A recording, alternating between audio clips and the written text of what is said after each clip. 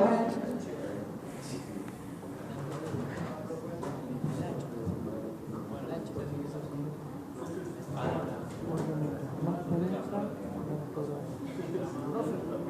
ancho mientras más grande es más blando es.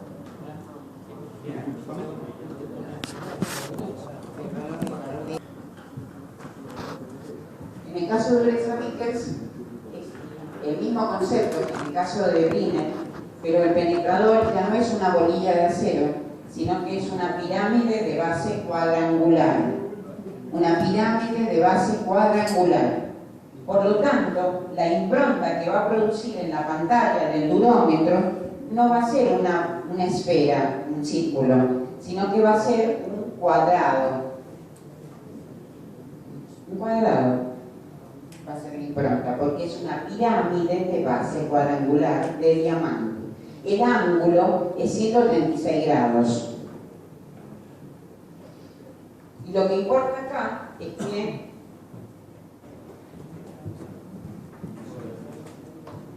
ya no se mide el diámetro, sino que se mide la diagonal promedio de la impronta. Diagonal promedio de la impronta. Si esta es la impronta, la diagonal promedio entre D1 y D2, D1 más D2 sobre 2, voy a entrar a la escala. Entre el diámetro promedio y la carga, voy a poder sacar el valor correspondiente de dureza Vickers. La dureza Vickers va a ser una constante por la carga aplicada respecto del diámetro de impresión, sería la diagonal promedio de la impronta al cuadrado. Esta va a ser la fórmula de dureza Vickers. Si ustedes la quieren sacar, se lo dejo como inquietud, si este ángulo es de 136, la mitad es 68 grados. Va a ser carga sobre perímetro por apotema sobre 2. ¿Qué sería? El perímetro es 4 veces L, porque L es el lado del C cuadrado. Entonces van a tener 4L por apotema sobre 2. Entonces la carga sobre la superficie de la impronta me va a dar el valor de dureza Vickers.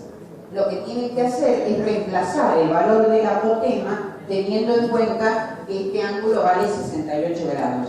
Preguntan ustedes. A ver si obtienen el valor de la constante correspondiente. Y lo más importante es que en dureza Vickers las cargas que se aplican son hasta 120 kilos solamente. 120 kilos.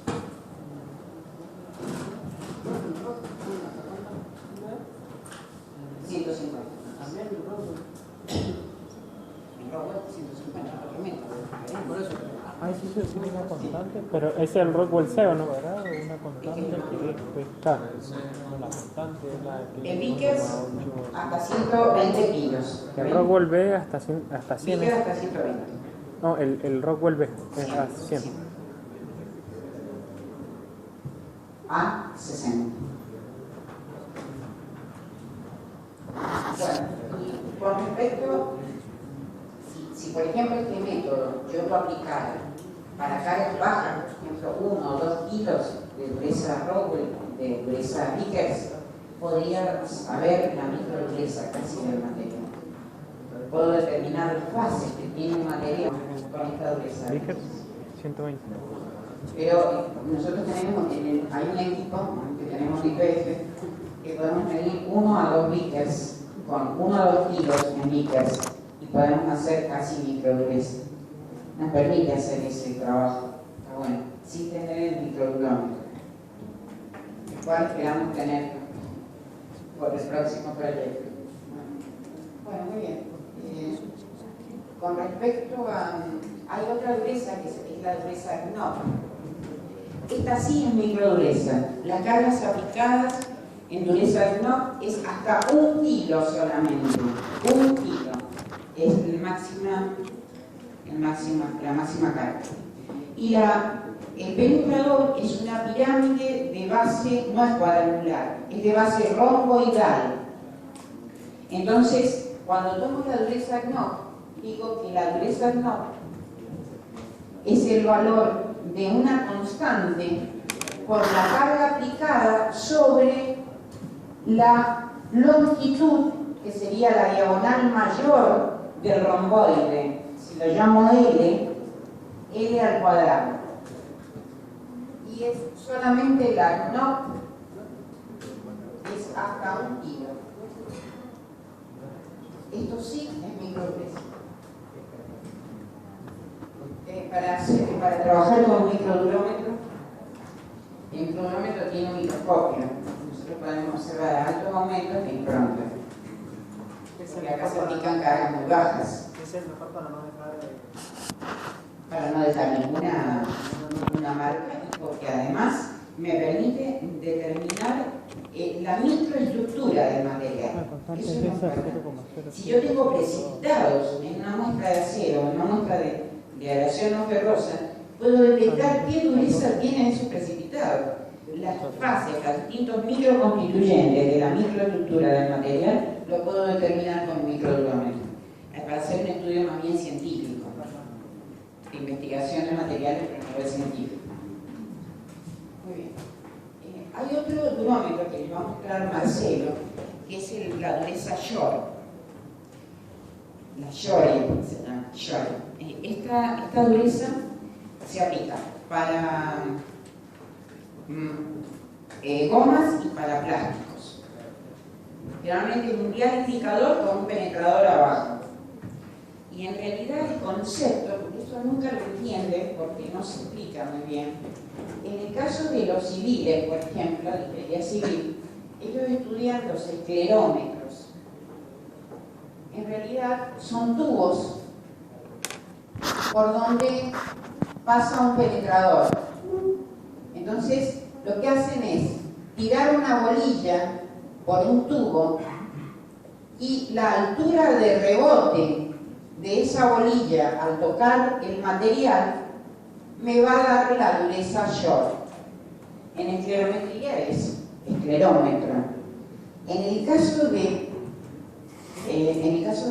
gomas, de plásticos, el penetrador, que es cónico, directamente se hunde o rebota en la superficie y en el dial se produce una deflexión de la aguja, indicando el tipo de dureza Shore. La Shore A es para gomas y la D de dedo es para plásticos. Es un método muy sencillo, es un relojito directamente con un penetrador cónico. Bueno, también hay otras características como cómo varía la dureza con la temperatura. Generalmente, al aumentar la temperatura, la dureza del material disminuye.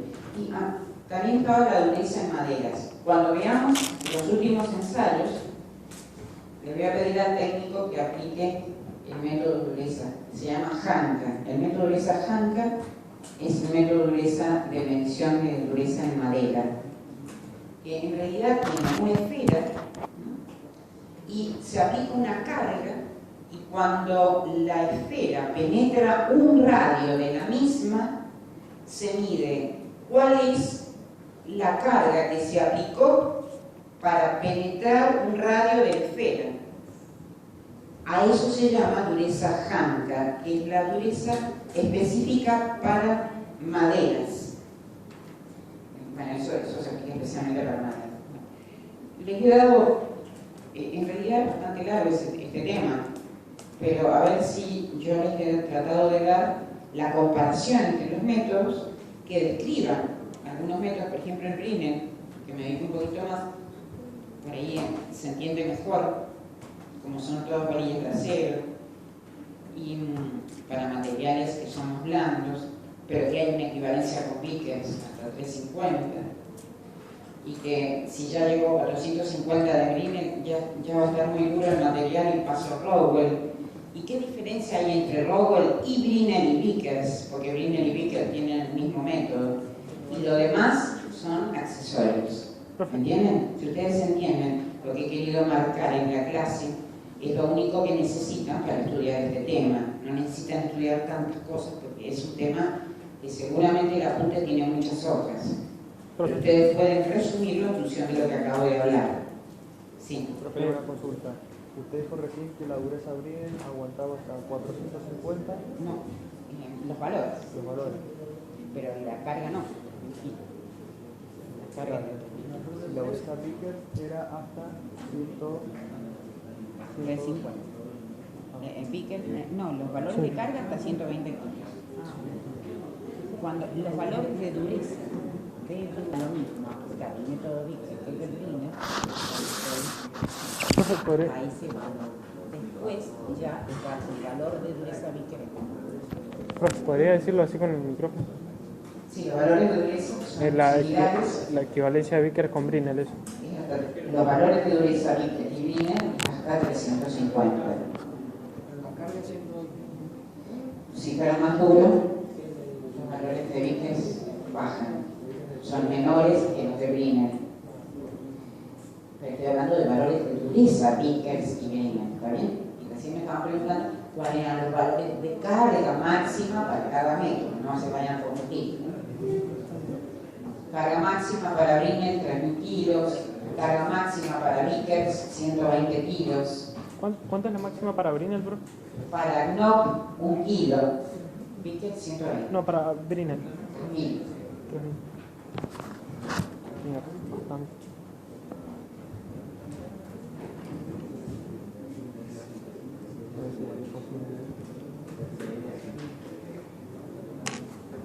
Una aplicación es un ensayo de flexión en estado plástico. Realmente es doblar el material respecto de un mandril. El ángulo de doblado puede variar. Eso se hace generalmente para calificar las probetas soldadas. Cuando tengo un lote de material y quiero hacer una verificación, si hay, por ejemplo, mucho fósforo y azufre en un material, algún doblado, y veo qué pasa en la cara externa que está doblada. Pero eso lo van a analizar mejor cuando vean primero flexión. Pero el doblado lo vamos a hacer en el laboratorio. Ahora es un ensayo que se hace siempre para calificar a los soldadores y a los procedimientos para calificación de soldadura. Por eso es re importante. Se lo digo porque léanlo. Ustedes tienen la teoría, léanla. Porque seguramente ya no vamos a poder hablar. Yo quizás en el laboratorio les puedo explicar un poquito más. Me acerco a la práctica, pero no a la teoría. Todo, gracias a Dios. Y lo que me va a faltar acá, este es el famoso ensayo de plegado. Ahí, No. el doblado. La carga en medio.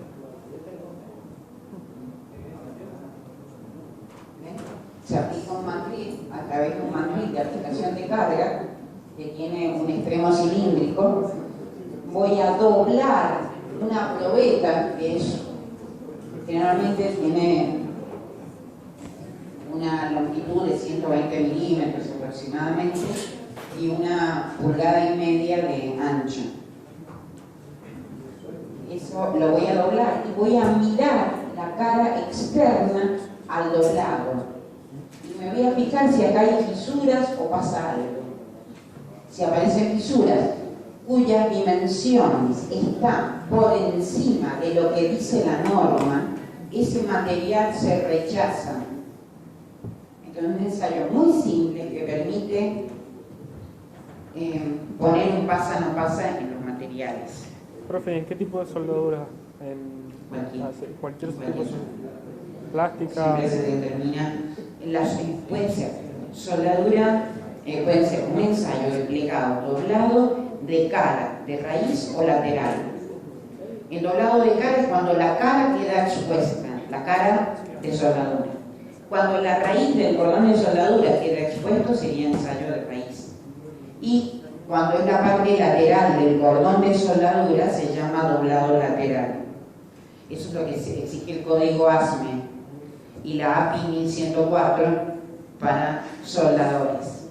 Es un tema bastante interesante también para los industriales y los petroleros, es fundamental la parte de soldadura. Bueno, este es el plegado a fondo y plegado a cuña. A fondo es cuando después de doblar, aplico compresión para que se toquen los extremos, y acuña es cuando, en realidad cuando tengo el mandril y hago que las caras extremas toquen el mandril de aplicación de carga, ahí estoy haciéndolo con calza, plegado con calza. No, esto ya no tiene importancia. Bueno, ahora voy al ensayo de clip, el último ensayo destructivo. Después me quedan los no destructivos para ir muy que viene, pues yo debería haber empezado hoy con la unidad número 5, así que imagínense que atrasada que estoy, por eso disculpen la rapidez con que trato de dar las cosas. Bueno, lo que ¿qué hora tiene? Porque ya el ingeniero me está mirando con una cara.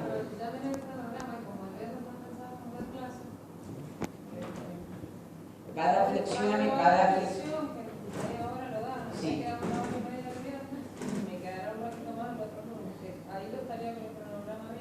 Bueno, perfecto. Igual estamos atrasados con Yo tengo como mide el tiempo, porque no es 15.60 y pasa 15.99.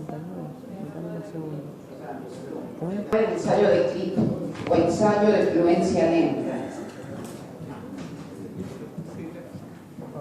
En este ensayo, a ver, comparemos con lo que ya hemos hecho.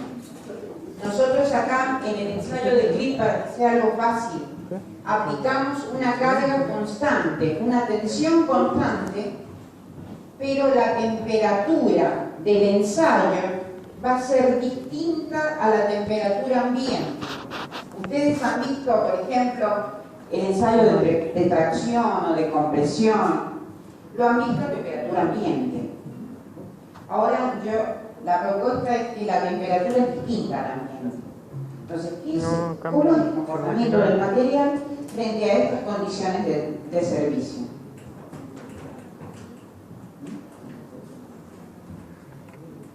En realidad, el material o la probeta va a estar dentro de un horno y a su vez se le va a aplicar una carga a través de un sistema de pesas.